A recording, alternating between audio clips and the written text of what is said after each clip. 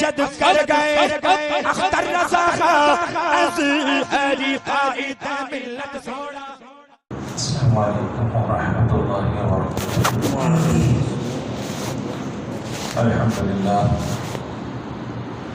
الحمدللہ الذی فضل سیدنا ومولانا محمدا فصلی اللہ تعالی علیہ وسلم علی العالمین جميعا وأقامه يوم القيامة للمذنبين المتلبسين الخطائين الهالكين شفيعا. فصلى الله تعالى عليه وسلم وبارك عليه ومن هو محبوب ومرضي لديه صلاة تبقى وتدوم بدوام ملك الحي القيوم. ونشهد أن لا إله إلا الله وحده لا شريك له ونشهد أن سيدنا مولانا محمدا عبده ورسوله بالهدى ودين الحق يرسله. أما بعد فأعوذ بالله من الشيطان الرجيم. بسم الله الرحمن الرحيم. قد أفلح من تزكى وذكر اسم ربه فصلى.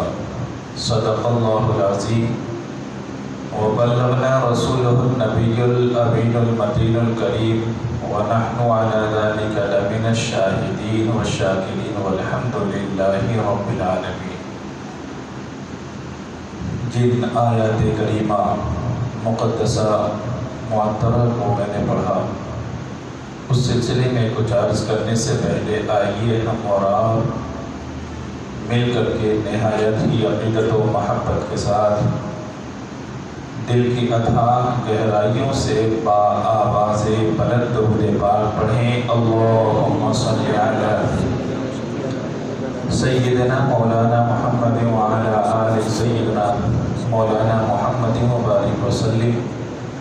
صلو علیہ صلاة تبقى وتدوم بدوام ملک الحی القیوم.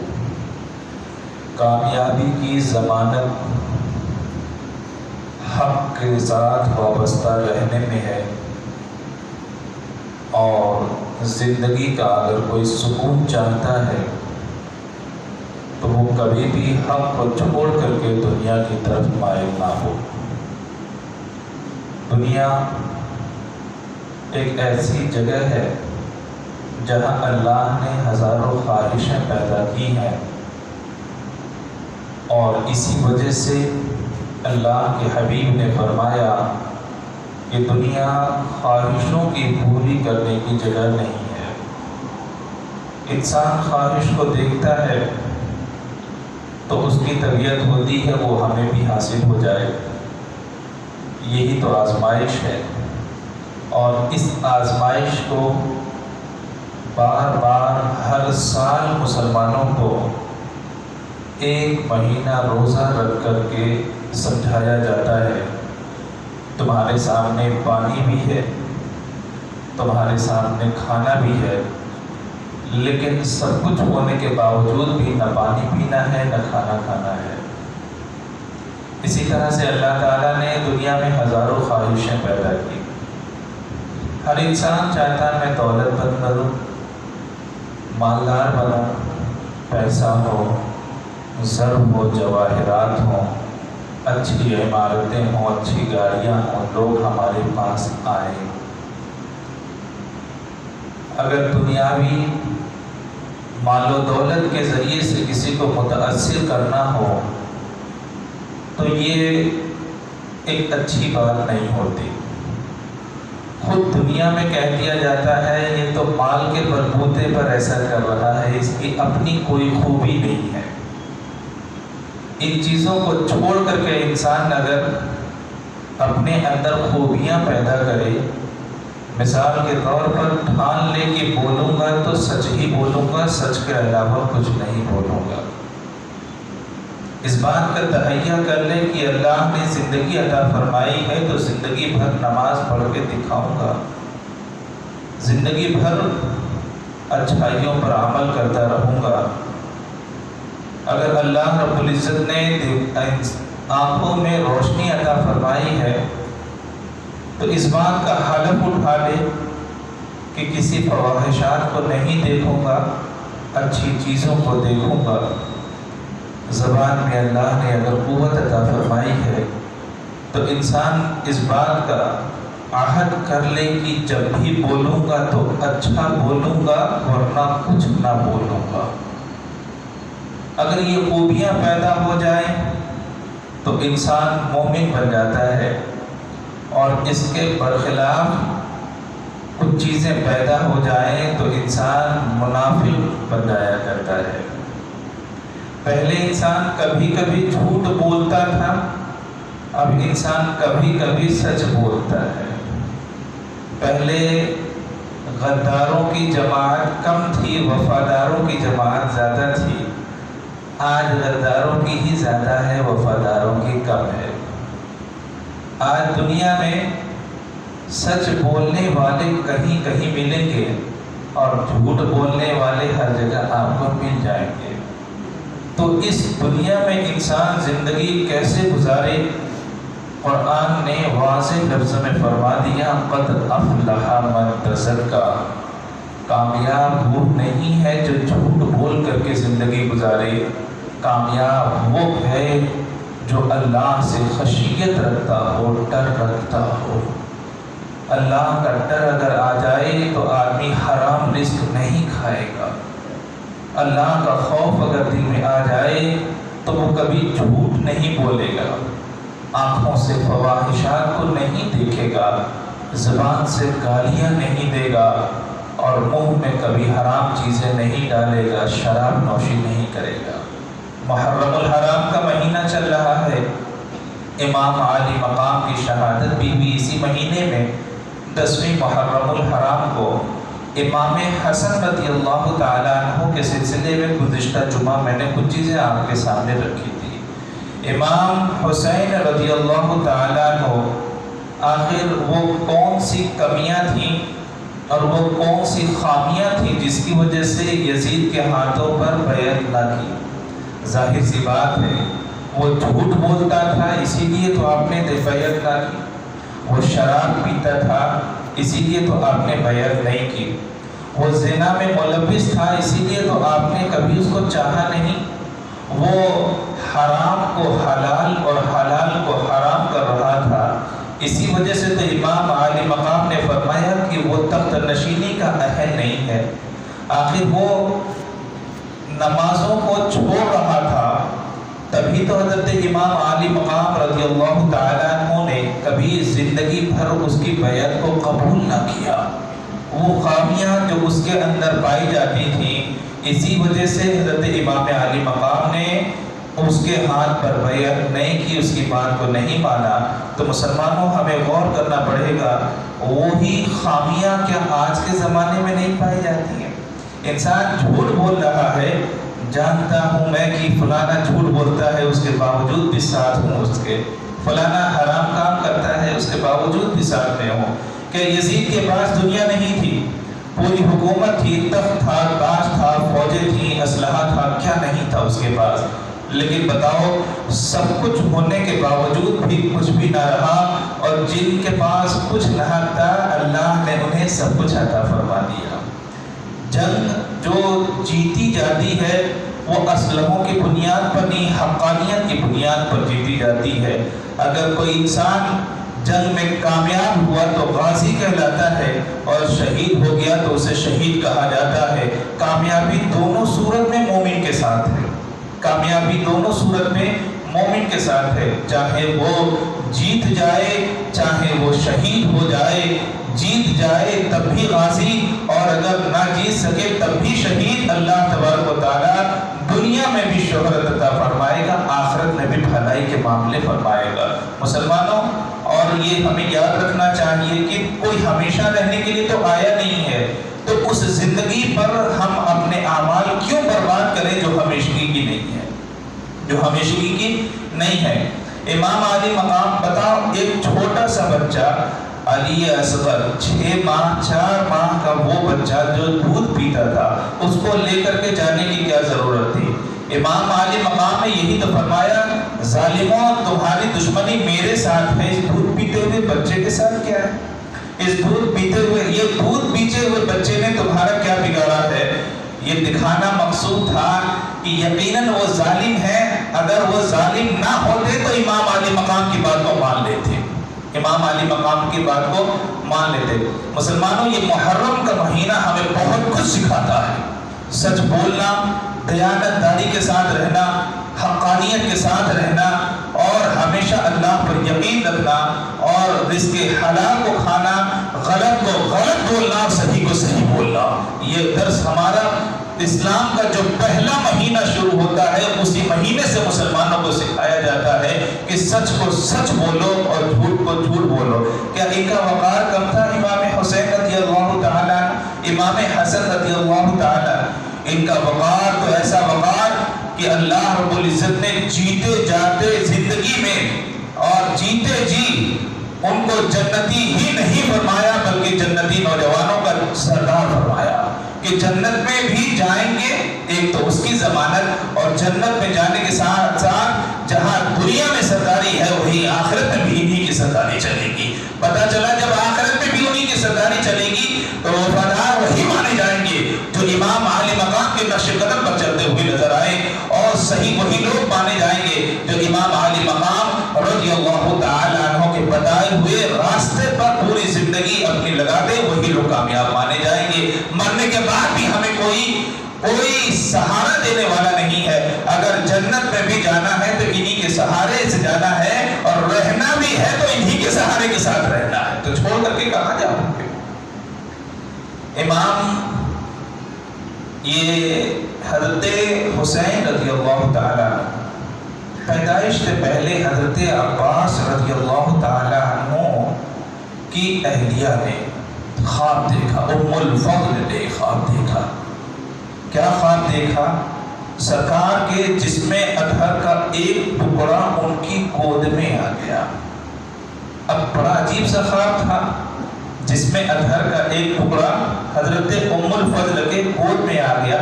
صبح گھبرائی ہوئی سرکار کی بارگاہ میں پہنچی کہ اللہ کے پیغمبر بڑا عجیب سا خواب دیکھا ہے، دل میں گھبراہٹ ہو رہی ہے، معلوم نہیں اس کا کیا معاملہ ہے۔ ارشاد فرمایا ام الفضل تم نے کیا دیکھا؟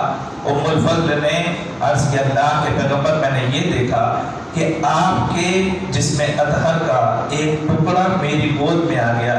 سرکار الحمدللہ مسکرانے لگے، ہنسنے لگے، ارشاد فرمایا ام الفضل یہ تو بڑا ہی مبارک خواب ہے، یہ تو بڑا ہی مبارک خواب ہے۔ اس کا مطلب یہ ہوا کہ میری بیٹی فاطمہ کے یہاں ایک اولاد پیدا ہوگی جو تمہاری گود میں کھیلے گی اور تمہارے یہاں پرورش پائے گی۔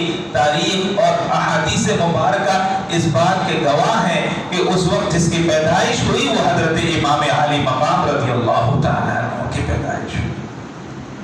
پیدائش سے پہلے ہی رب تبارک و تعالیٰ نے بتایا آنے والا بچہ بڑی برکتوں کا حامل ہے اور بڑی بڑی خوبیوں کا حامل ہے۔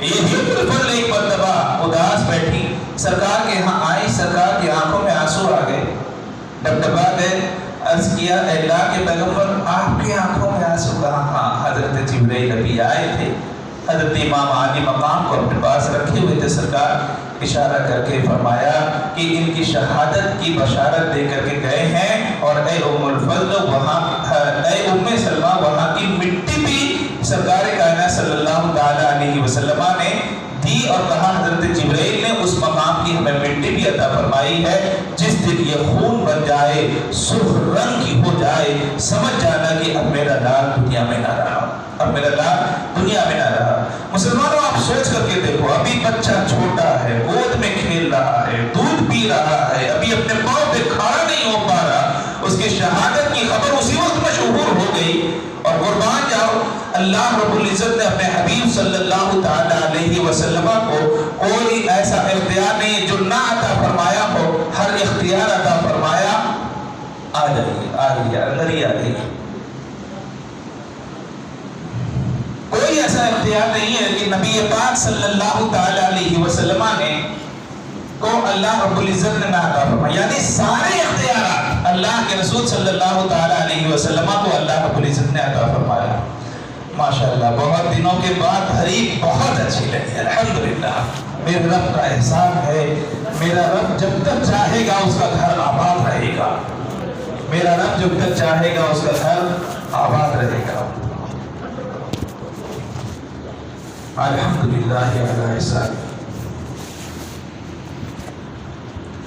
ایک مرتبہ اور آواز بلند درود پاک پڑھے، اللہم صلی علی سیدنا مولانا محمد وعلی آل سیدنا مولانا محمد وبارک وسلم صلوا علیہ۔ محترم عرض یہ کر رہا تھا، اب ذرا غور سے سنیں کہ یہ وہ شہزادے ہیں بچپنے میں ان کی شہادت کی خبریں مشہور ہوئی، لیکن تاریخ کی کسی کتاب میں خود احادیث مبارکہ میں یہ کہیں نہیں آتا کہ اللہ کے پیغمبر نے کبھی ہاتھ اٹھا کر کے دعا کی ہو، مولا میرے ان بچوں کو شہادت سے محفوظ فرما۔ آپ نے کبھی دعا نہیں فرمائی، آپ نے کبھی دعا نہیں فرمائی۔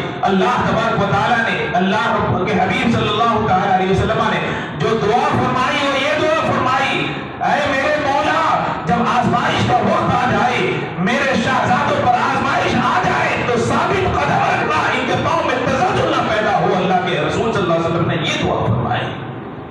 ہم استقامت اور دین اسلام پر ڈٹے رہنا یہ سب سے عظیم مرحلہ ہوا کرتا ہے، یہ سب سے عظیم معاملہ ہوا کرتا ہے۔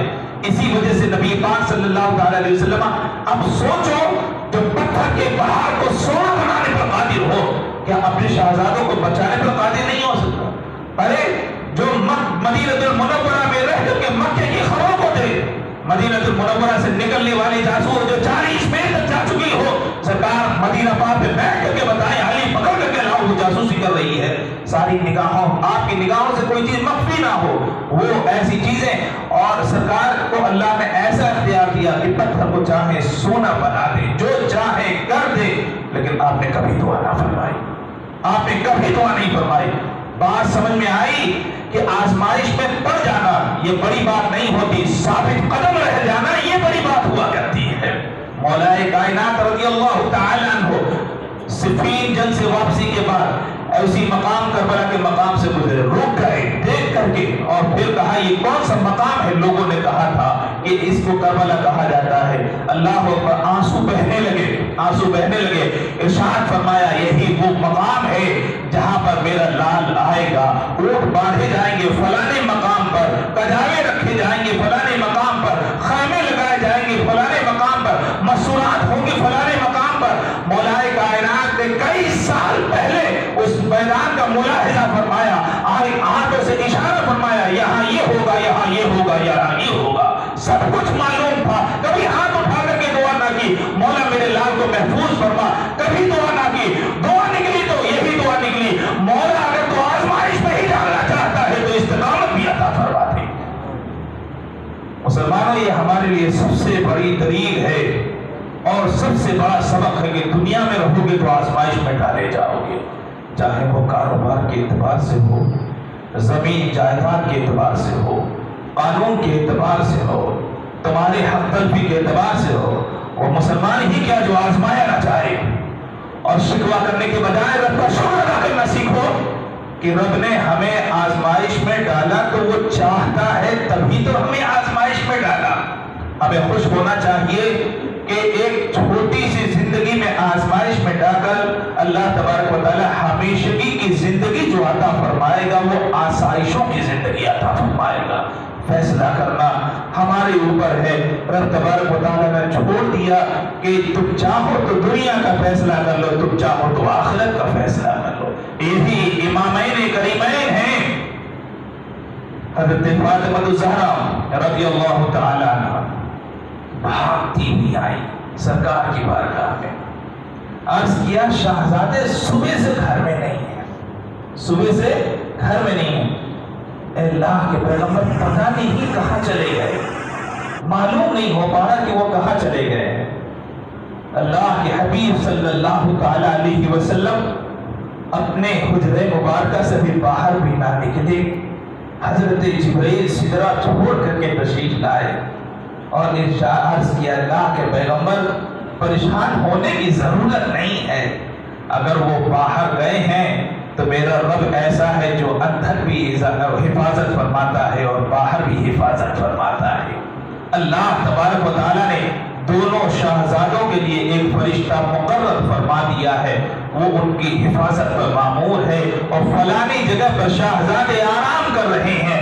اللہ اکبر سرکار فرماتے ہیں میں گیا، میں نے دیکھا وہ فرشتہ جو حفاظت پر مامور تھا اس نے ایک پر کو نیچے بچھا رکھا تھا، دونوں شہزادے اس پر سو رہے تھے، اور دوسرے پر کو اوپر سے لگا رکھا تھا کہ زمین کی بھی گرمی نہ پہنچ پائے اور آسمان کی تمازت بھی نہ پہنچ پائے۔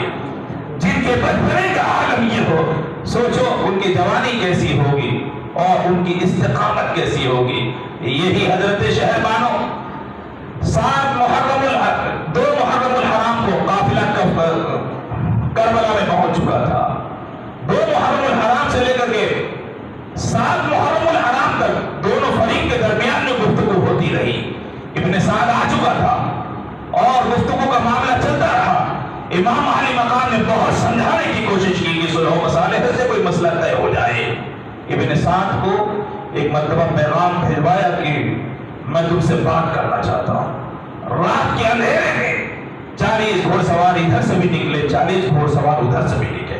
امام نے ارشاد فرمایا دونوں لشکروں کے بیچ میں جو گفتگو ہوگی وہ میری اور تمہاری تنہائی میں ہوگی۔ چنانچہ ابن سعد 40 فوجیوں کو چھوڑ کر کے آگے بڑھا، امام علی مقام بھی آگے بڑھے۔ آپ نے 3 شرطیں رکھی، کہا جہاں سے میں آیا وہاں جانے دو، کہا نہیں ایسا نہیں ہو سکتا، کہا مجھے ایک سرحدی مقام پہ بھیج دو جہاں تمہارے جس حکومت کے تم ترانے پڑھ رہے ہو اور جس حکومت کا گانا گا رہے ہو اس حکومت سے مجھے کوئی سربراہ نہ ہوگا، مجھے جانے دو۔ اور تیسری شرط یہ کہ یا تو پھر جیسے میرے بڑے بھائی حضرت حسن نے امیر معاویہ سے مل کر کے اپنا معاملہ طے کر لیا تھا، ویسے مجھے بھی یزید کے پاس لے چلو، معاملہ میں خود طے کر لوں گا۔ ابن سعد کو خوشی ہوئی کہ چلو بغیر جنگ کے ایک معاملہ طے ہو گیا۔ اس نے فوراً خط لکھا ابن زیاد کو کوفہ کہ معاملہ طے ہو گیا، جنگ کی کوئی ضرورت نہیں ہے۔ ابن زیاد نے بھی جب خط پڑھا تو اس کو یہ لگا کہ چلو یہ تو بہت اچھا ہوا کہ جنگ ٹل گئی، لیکن آپ جانتے ہو ہر قوم میں کچھ فتنہ پھیلانے والے لوگ ہوتے ہیں، ہر قوم میں کچھ فتنہ پھیلانے والے لوگ ہوتے ہیں جو چڑھانے کا کام کرتے ہیں اور جو آگ لگانے کا کام کرتے ہیں۔ شمر لعین ابن زیاد کے دربار میں تھا، اور جب ابن زیاد نے یہ کہا کہ چلو بغیر جنگ کے معاملہ طے ہو گیا، شمر کھڑا ہوا اور اس نے کہا کہ آپ کون سا فیصلہ کر رہے ہیں؟ امام علی مقام آپ کی زمین پر آئے ہیں، اگر ان کو آزاد چھوڑ دیا گیا تو صبح قیامت تک آپ ان پر قابو نہ حاصل کر سکیں گے۔ آپ کی زمین پر ہیں، آپ کے لشکر کے درمیان میں ہیں، آج جو آپ کو اللہ نے غلبہ عطا فرمایا ہے، یہ غلبہ اگر آپ کے ہاتھ سے جاتا رہا تو دوبارہ آپ غلبہ حاصل نہیں کر پائیں گے۔ اس نے یہ معاملہ چھیڑ دیا تو ابن زیاد کی رگیں رعونت بھڑک اٹھی اور اس نے کہا کہ تم نے صحیح کہا، لشکر پھر یہی شمر ہے، ابن سعد ہم نے سنا ہے کہ تم امام کے ساتھ ساز باز کر رہے ہو، اگر لشکر کی قیادت کر سکتے ہو تو کرو، نہیں کر سکتے ہو تو لشکر کی قیادت شمر لعین کے سپرد کر دیا جائے، شمر کے سپرد کر دیا جائے۔ یہ اس طرح کے افراد ہمیشہ قوم میں پائے جائیں گے۔ ہندوستان کی زمین پر نظر اٹھا کر کے دیکھو، بات کرنے والے بہت بڑی بڑی بات کرتے ہیں، محترم ایسی باتیں کرتے ہیں جن کا نہ سر ہے نہ پیر ہے۔ آج بولنے والے بہت بڑی بڑی بات کیا کرتے ہیں، حکومت کی پشت پناہی بھی حاصل ہے، لیکن یاد رکھو مسلمانوں تم اس مذہب سے تعلق رکھتے ہو جو جب سے 1400 سال سے پہلے آیا اور آج بھی زندہ ہے، صبح قیامت تک زندہ رہے گا، صبح قیامت تک یہ مذہب زندہ رہے گا، اس پہ کوئی آنکھ میرا رب نہیں آنے دے گا۔ اور تاریخ کا مطالعہ کر کے دیکھو 1400 سال پہلے جو تعداد تھی وہ تعداد آج بڑھتی جا رہی ہے، اور یاد رکھو جو سوچ رہے ہیں کہ کم کر دیں گے، کم تو نہیں ہو پائے گی بلکہ اور زیادہ ہی ہوتی جائے گی۔ ہماری قوم کی فطرت میں اللہ رب العزت نے یہ رکھا ہے دوسری قوم کو دبایا جائے تو وہ بزدلی کا شکار ہو جاتی ہے. اس قوم کو اگر دبایا جائے تو اللہ تبارک و تعالیٰ اس میں چمک پیدا فرما دیا کرتا ہے, اس میں خوبیاں پیدا فرما دیا کرتا ہے. ہمارے سامنے نظیر ہے امام علی مقام کی. ارے روتا حیات کے لیے وہ ہے جو کافر ہوا کرتا ہے, مسلمان زندگی کے لیے نہیں روتا. روتا ہے تو استقامت کے لیے روتا ہے کہ مولا استقامت عطا فرما دے. امتحان میں اگر ڈالا ہے تو امتحان میں کامیابی کیسے حاصل کی جاتی ہے, مولا وہ جذبہ بھی عطا فرما دے. مسلمان اس کے لیے روتا کرتا ہے. شمر لعین ابن سعد کے پاس پہنچا اور اس نے یہی کہا, مسلمانوں دیکھو دنیا داری کتنی گندی چیز ہوتی ہے جس میں ایمان بھی چلا جاتا ہے. دنیا کی لعنت پڑتی ہے, آخرت کی بھی لعنت پڑتی ہے. ابن سعد کو ایک ہی خواہش تھی, رے ایک صوبہ, رے ایک صوبہ. ابن زیاد کی طرف سے پیشکش تھی, یزید کی طرف سے پیشکش تھی کہ اگر تم نے اس کام کو انجام دے دیا تو رے کی حکومت تمہیں دی جائے گی. حکومت کون نہیں چاہتا؟ آج تو بڑے بڑے M P M L A بک رہے ہیں نا, بڑے بڑے M P M L A, ایک محدود علاقے کے لوگ بک جاتے. وہ تو صوبہ تھا, وہ تو کرناٹک ایک صوبہ ہے, ویسے وہ بھی ایک صوبہ تھا. کون نہیں حکومت چاہتا, کون نہیں حکومت چاہتا. تو اب سوچ کر کے دیکھو دنیا نے اسے کہاں لا کر کے کھڑا کر دیا ہے. ابن رسول, نواسۂ رسول کو قتل کرنا, خون بہانا دنیا کا سب سے بڑا گناہ, لیکن کر رہا ہے تو دنیا داری کے لیے. آج انسان کا جو خون بہاتا ہے وہ روپے, پیسے, دولت اور دنیا داری کے لیے خون بہاتا ہے. تو یہ آج کا سلسلہ نہیں ہے, یہ بہت پہلے سے چلا آیا ہے. اور یاد رکھو اس زمانے میں بھی ان لوگوں کو غدار کہا گیا تھا اور آج بھی انہیں کو غدار کہا جائے گا. بک رہے ہیں, بک جانے دو, مسلمان کبھی بکا نہیں کرتا. بک رہے ہیں, بک جانے دو, مسلمان کبھی بکا نہیں کرتا. ابن سعد کے پاس خبر پہنچی, اس نے کہا نہیں میں لشکر کی قیادت کروں گا. 9 تاریخ کے بعد فرات پر پہرا لگا دیا گیا, پانی بند کر دیا گیا. یعنی 22,000 کا لشکر جرار رکھنے کے باوجود بھی خوف سے دل تھرا رہا ہے کہ پتہ نہیں کیا کر دیں گے, پتہ نہیں کیا. اور جب اس میں بہادر ایسے نہیں ہے کہ عرب کے چن کر کے بہادر لائے گئے. ارے اس قافلے میں تو علی اصغر جیسے 4 مہینے کا دودھ پیتا وہ بچہ تھا. ایسے بہادر نہیں تھے جو عرب سے لائے گئے ہو لڑنے کے لیے لائے گئے, نہیں, وہ قافلے کی شکل تھی, وہ لڑنے کے لیے آئے نہیں تھے. سوچو جب لڑنے کے لیے نہیں آئے تھے تب اتنا ڈر رہے تھے, اگر بہادروں کو اٹھا کر کے لاتے تب کیا حال ہو جاتا, تب کیا بات. ہماری قوم میں یاد رکھو مسلمانوں, بہادری ہماری شرف میں اور ہماری فطرت میں ڈالی گئی ہے. اور جو بزدلی کی بات کرے سمجھ جاؤ وہ منافق کی زبان استعمال کر رہا ہے. سرکار نے فرمایا منافق کی علامتیں وہ ہیں کہ بولے تو جھوٹ بولے, امانت دی جائے تو خیانت کرے. یہ علامت منافقین کی ہے, مسلمانوں کی علامت نہیں ہے. اگر بنا بھی مسلمان اور کوئی لباس مسلمان پہن کر کے جھوٹ بول رہا ہے تو وہ منافق کا کام کر رہا ہے. نمازیں اگر چھوڑ رہا ہے تو یزید کا معاملہ طے کر رہا ہے. اگر وہ خیانت کر رہا ہے تو گویا کہ وہ یزیدیوں کے راستے پر ہے, مسلمانوں کے راستے, حسینیوں کے راستے پر نہیں ہے. یہ بات ہمیں طے کرنا پڑے گا. یہ لڑائی صرف لڑائی چند لمحوں کی نہ تھی, صبح قیامت تک. آج ہندوستان کا وزیر اعظم بھی بولتا ہے, جھک مار کر کے بولتا ہے, اور بولنا تو پڑے گا. سچ کی زبان ہے جو کبھی دبائی نہیں جا سکتی. آج نہیں تو کل تو تمہیں بولنا ہی پڑے گا. ہوتا ہے کہ آج اس وقت جتنے حسین کی ضرورت تھی, حسین کی اصولوں کی ضرورت تھی, آج اس سے زیادہ ہے. بات تو بالکل صحیح کر رہا ہے, بات تو بالکل صحیح کی جا رہی ہے, لیکن جہاں ہمیں دعوت فکر دی جا رہی ہے وہاں اپنی قوم کو بھی دعوت فکر دیتے تو زیادہ اچھا ہوتا. ظلم کے خلاف کل بھی امام علی مقام کھڑے تھے, آج بھی ان کا نقش قدم ہمارے لیے حجت ہے, صبح قیامت تک حجت رہے گا. ہم تو یہ بولتے ہی آئے ہیں. کمال یہ ہے کہ جادو وہ ہوتا ہے جو سچا کے بولتا ہے, اسلام کی زبان ہے جو غیر مسلم ہوتا ہوا نظر آ رہا ہے, جو غیر مسلم بولتا ہوا نظر آ رہا ہے. مسلمانوں, ہمیں اپنے مذہب کے بارے میں خود بہت نہیں معلوم, بہت ساری چیزیں ہم کو خود نہیں معلوم. دوسرے پڑھتے ہیں, جاننے کی کوشش کرتے ہیں تو جانتے ہیں. آج ہندوستان میں آدم آتم نربھر کی بات کی جاتی ہے۔ مسلمانوں تم کیوں نہیں آتم نربھر ہوتے ہو؟ خود کفیل کیوں نہیں ہوتے ہو؟ کہ اللہ نے تمہارے ہاتھوں میں قوت دیا تھا فرمائی ہے۔ میں کسی سے بغاوت کرنے کی بات نہیں کر رہا ہوں، میرا یہ کہنا خود کفیل رہو گے تو اللہ تمہیں سجدوں میں لذت سجدہ عطا فرمائے گا۔ اگر محتاج رہو گے، ایک نیتا کے ساتھ چلو گے تو صبح شام تمہیں سلامی مارنی پڑے گی، اور کم کھاؤ گے اور اللہ کی رضا کے ساتھ جیو گے تو تمہاری خیرت کبھی مرے گی نہیں۔ جب سجدے میں جا کر کے سبحان ربی الاعلیٰ بولو گے تو اللہ اس میں تمہیں لذت عبادت بھی عطا فرمائے گا۔ رزق حلال میں جو وسعت ہوا کرتی ہے، جو خوبیاں ہوا کرتی ہیں، رزق حرام میں نہیں ہوا کرتی۔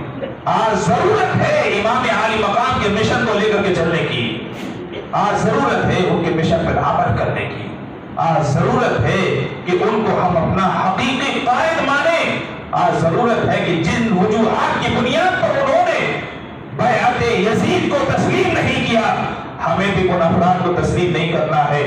جو شرابی ہے وہ ہمارا بھائی نہیں ہے، جو بے نمازی ہے وہ ہمارا بھائی نہیں ہے، جو جھوٹ بولتا ہو یقیناً وہ ہمارا نہیں ہے۔ ان تمام چیزوں کو نظر میں رکھنا ہوگا۔ جو سچ بولے وہی تمہارا ہے، جو پابند شرع رہے وہی تمہارا ہے، اور جو اللہ کی اطاعت میں زندگی گزار کر کے دکھائے وہی تمہارا ہے۔ یہی پیغام کربلا ہے۔ اللہ تبارک و تعالی ہمیں سمجھنے کی توفیق رفیق عطا فرمائے، اور اپنے احسان میں اور اپنی حفاظت میں ہم سب کو حفاظت فرمائے، دین دنیا دونوں کی سعادتیں عطا